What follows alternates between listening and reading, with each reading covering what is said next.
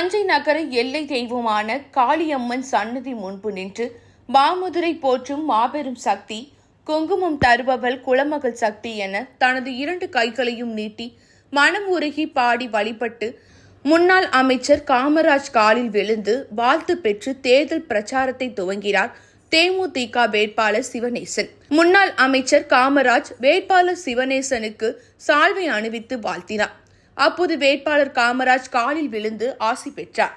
பின்னர் 2 சக்கர வாகனத்தில் கூட்டணி கட்சி தொண்டர்கள் அணிவகுத்து ஊர்வலமாக செல்ல திறந்த ஜீப்பில் நின்று வாக்கு கேட்டு சென்றார் தேமுதிக வேட்பாளர். எடப்பாடி யாரிடமும் எந்த நேரத்திலும் பல்லை காட்ட வேண்டிய அவசியம் கிடையாது. எதை நினைக்கிறாரோ அதை தைரியமாக சொல்லக்கூடிய தலைவர். எடப்பாடியார் இரட்டை பேச்சு பேசுவது எப்போதும் கிடையாது. நினைப்பதை தைரியமாக பேசக்கூடிய தைரியமிக்கு தலைவர் என கூறினார். டிடிவி தினகரன் அரசியல் அனாதை ஆகிவிட்டார். அவர் எதையாவது பேசிக் கொண்டிருப்பார். வேறு வழி இல்லாமல் பாஜகவுடன் சேர்ந்திருக்கிறார். அவர் எங்களுக்கு ஒரு பொருட்டே கிடையாது. அதிமுக வலுவாக உள்ளது என நம்பிக்கையுடன் பேட்டியளித்தார்.